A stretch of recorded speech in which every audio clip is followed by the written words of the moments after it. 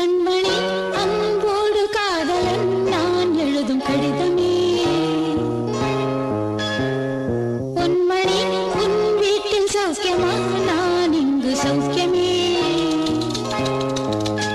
உன்னை எண்ணி பார்க்கையில் கவிதை கொட்டுது, அதை எழுத நினைக்கையில் வார்த்தை